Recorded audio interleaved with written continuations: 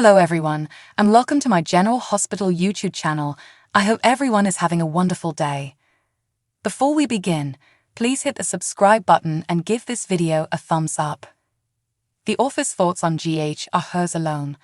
Just remember that everything is based on pure emotion, whether it's correct or wrong, wacky or tacky. When it comes to General Hospital, every fan has an opinion, and Soap Hub is no exception. We sat for 5 days, seeing the good, terrible, and in between. Here, we begin with optimism. Unfortunately, we don't always get our way, so here's a recap of GA's week that was. While I am overjoyed for Nicholas Alexander Chavez, I am sad that Spencer and Trina's relationship will be put on pause for the time being. Tragedies, such as Spencer going overboard and being feared dead, are not uncommon for prominent couples. They frequently face lengthy separations. Also, I'm relieved there are no split-second recasts. It's something GH enjoys doing. Thankfully, it's not what's happening here. And now we'll see Trina in a way we never have before. Will she lose some of the light that has been with her from the beginning? Experiencing immense sadness, pain, and anguish can have that effect on you. It'll be fascinating to watch her gradually regain her strength. Dealing with life without Spencer will strengthen your character. But I digress. I enjoyed how Spencer and Trina banded together to fight Esme on that boat. Esme is a fighter, and when it appeared she had defeated Spence, Trina saved his life. Then he saved her life outside on the terrace. Another thing that popular soap couples do is save each other repeatedly. However, once they knocked Esme unconscious and Spencer and Trina fled, couldn't they have kept her in? Or at the very least, zip-tied her, as she did Spencer? How about taking the fatal syringe containing the special medicine and throwing it overboard? Do I wish the program had spent less time making Spencer act like his brother was his son and that Esme was a decent mother? Yes, big time. It would have been lovely to see Spencer and Trina genuinely be a couple. Having said that, I'm glad they got to experience a little Paris before all hell broke out. Eden McCoy returned to the stage on Friday's program after being absent for several weeks, because I truly felt the feelings of the best friends. Trina telling Joss about what happened let me feel all the feelings, particularly when Joss phoned Cameron. Goodbye number 1, Courtney Folk. Recasts are usually difficult, but Folk fit right in from the start, and I thought she did an excellent job as a temporary Joss. Let's hope she lands somewhere else. Perhaps Sydney on days? That would be a great fit. Time for goodbye number 2, Avery Kristen Pohl. She, too, was a standout from the start. I may believe that the show failed to provide any type of redemption for the character, but, ultimately, Pohl was amazing, and I wish her well. Who knows, maybe she'll return to GH in the future. Hello, my name is Adam Harrington. Whoa, Jagger is back. Jagger was previously played by Antonio Sabato Jr. when I first started watching GH. But he is now an FBI agent played by Adam Harrington from The Secret Circle, Supernatural, and The Lincoln Lawyer. It'll be interesting to see how he adjusts to daytime television. First impression, he's a valuable asset to Port Charles. I really liked him on his primetime series, so I'm excited to see what he'll accomplish on GH. Allegiance Schmoyalty. It was painful to see Sasha Maxey, and less so Brooke Lynn, sit in front of Carly with no allegiance to Nina at all. Not even a rudimentary defense. GH wishlist. Now that Finn's malpractice lawsuit trial is finally finished, can the program develop a storyline for Elizabeth that focuses on her? Stop the madness. I suddenly don't like Gregory's impact on Tracy.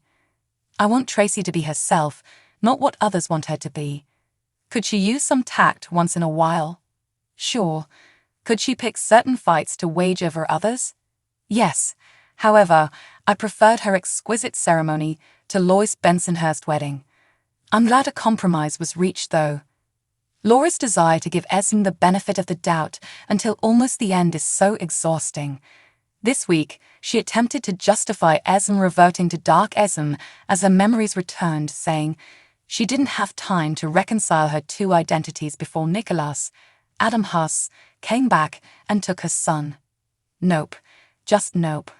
Esme may have had pure feelings for Ace sometime in her life, but they were buried beneath a dark, toxic ocean of emotion that transformed Esme into the girl who terrified Port Charles and Paris.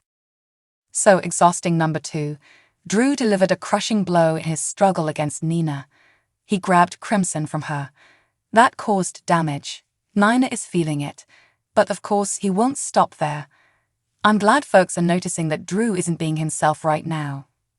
Spotted. Detective Bennett, the show desperately needs to improve his status on GH. If they won't bring Zeke back for Jordan, why not have her flirt with Bennett instead of Brick, Stephen A. Smith? Laura has recently lost several individuals, but the show's writers changed that when Spencer and Ace arrived at her home. Huss filled his one line, "Hello, Mother," with genuine feeling. Bravo. In Friday's show, Jordan and Anna demonstrated their badassery and deserve more action sequences. Also, more Brennan. I admire Charles Mazur and believe Brennan would be an excellent foil for the Port Charles inhabitants. Lois and Olivia are already making up without a fight, and what about Michael and Drew? Why cause a disagreement if you can resolve it in 2 seconds? Did GH repurpose the Tan Zero and Haunted Star for their Paris sets? At least they didn't employ a green screen in Paris, like Loy and R did this week. I kid. I fully grasp the restrictions and money that daytime TV is operating with. They must carry out their responsibilities. Laura absolutely adored the Easter egg GH prepared for us when she saw the photograph of Tiny Spencer. Nice to see Nicholas Bechtel, who played Spencer Cassadine so well from 2013 until 2020. These responses might have answered several GH questions. Esme is on the run at General Hospital. Alexis discovered where she went by tracing the corporate card Esme stole. Why did Esme have to do that? Especially since she knew it would be easy for the Port Charles Police Department to track. We understand Esme's concern for her son and her desire to find Ace's kidnapper, as well as hold Nicholas and Spencer accountable for their actions.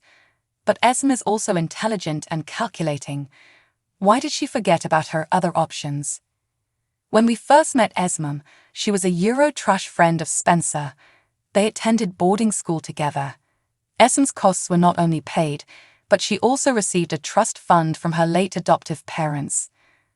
Why didn't Esme spend it instead of Alexis' money? This would have been considerably tougher to track. As it stands, Dante needed Esme's old nanny to hint that he'd been led on a wild goose chase.